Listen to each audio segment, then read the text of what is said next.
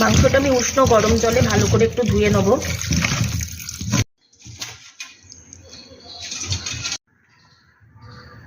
এখানে আলু বড় করে কাটা আছে, এটা অনেক বড় আলু ছিল তাই মাঝখান দিয়ে নিয়েছি, এটা গোটা আছে। এখানে আছে কাঁচা লঙ্কা, আছে পেঁয়াজ, এটা আছে রসুন বাটা, এটা আছে আদা। এখানে ফোড়ন দেওয়ার জন্য আমি এখানে তেজপাতা পরিষ্কার করে নিয়েছি ধুয়ে জল দিয়ে, দারচিনি আছে, ছোট এলাচ, লবঙ্গ আর সামান্য একটুখানি আছে জয়িত্রী। এখানে কাশ্মীরি লঙ্কা গুঁড়ো, এটা হলুদ আছে, জিরে গুঁড়ো আর আছে ধনে গুঁড়ো আছে, স্বাদ মতো নুন দেব, নুন।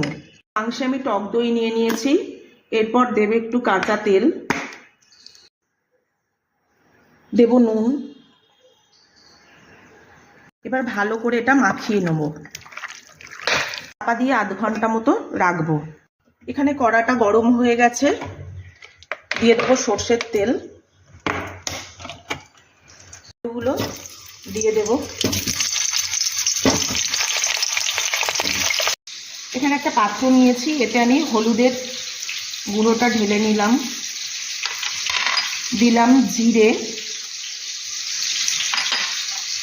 দিলাম ধনে আর কাশ্মীরি লঙ্কা। এতে সামান্য জল দিয়ে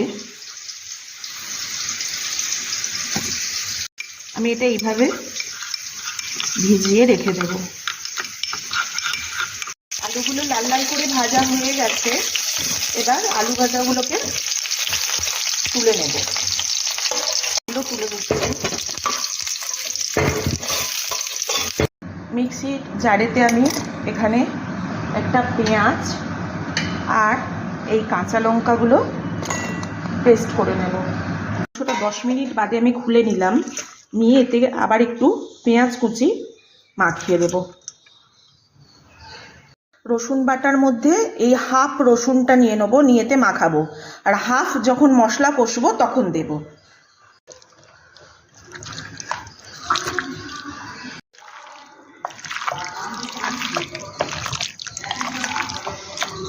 চাপা দিয়ে রাখলাম, আর এখানে অপরদিকে মিক্সিতে আমি পেঁয়াজ আর কাঁচা লঙ্কাটা পেস্ট করে নিয়েছি। তেলটা হয়ে গেছে, আমি এবার এতে তেজপাতা, দারচিনি, ছোট এলাচ, লবঙ্গ আর একটু জয়িত্রী এটা দিয়ে দিলাম।